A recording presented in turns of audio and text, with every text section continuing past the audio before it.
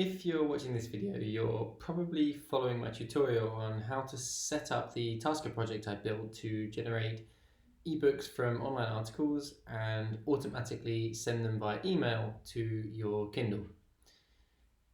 In this project, I use MailTask Tasker plugin to send emails and ask that plugin to include an attachment.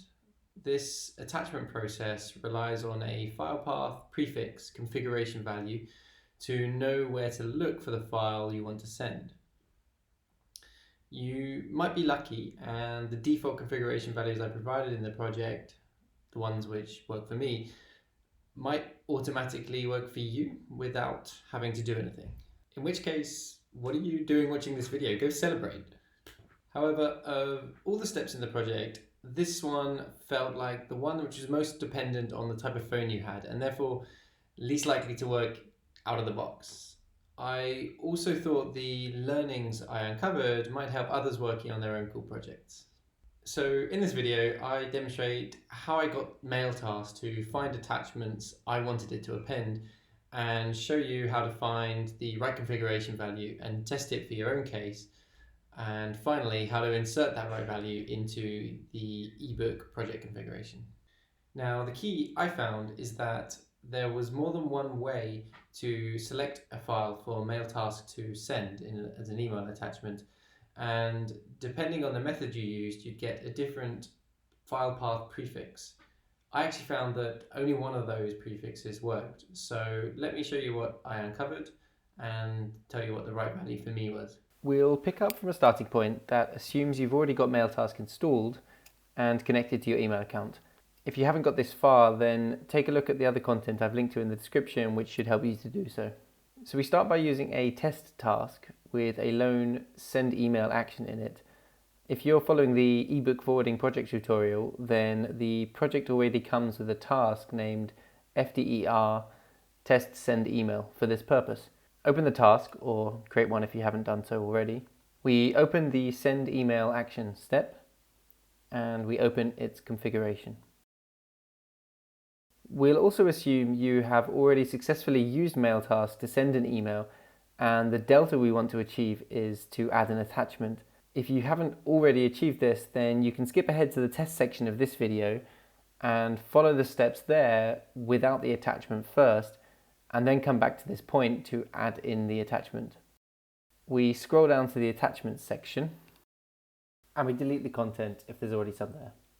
Next, click on the paperclip to open the file selection dialog. Now first I'll start by showing you the wrong way.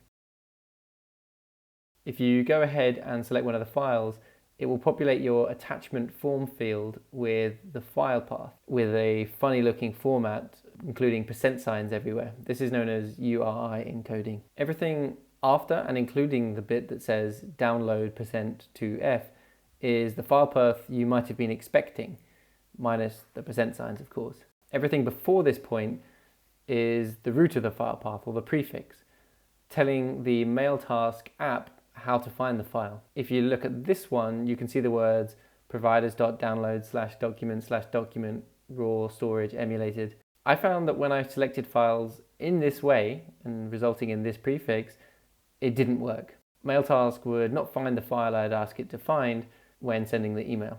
So what is the right way? Delete the content of the field again, and once empty, click on the paperclip to open up the file selection dialog again. This time, instead of clicking directly on a file, click on the burger menu icon. That's the 3 lines in the top left of the screen.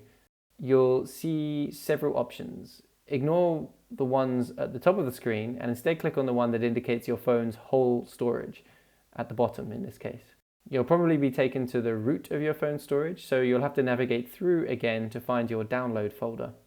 And when you do, you'll see the same list of files. Select any file again, and you'll be taken back to the input form with the attachments field filled in. And if you look at the file path again, you'll see the same download word and the name of your file you selected with all the funny percent signs, just like before. But if you look at the prefix before that point, you'll notice it is different than the one we had before. Instead of providers.downloads/documents/document raw storage emulated, we have external storage .documents/document primary. Now for me, making sure I sent attachments in this way so that this prefix was selected is what worked.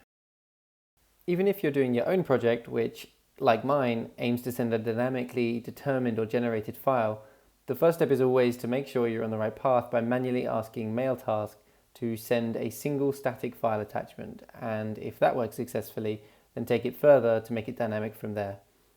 That's what I did, and that's what we'll do here. Make sure your from, to, and subject lines of your MailTask send email action are filled out. If you're working on the ebook forwarding project and you've already entered your email addresses into the configuration, then the defaults provided in this test task should work for you, but feel free to overwrite these lines with your own explicitly written out values. Return out of the send email configuration and back to the task. Hit the play button to test your task out. Assuming no wild errors appear on screen, then hopefully it's done its job.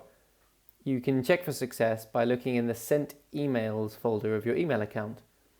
If you don't see what you expect there, then it's probably unsuccessful, and you can open the Logs section in the MailTask app for a clue of what else might have gone wrong.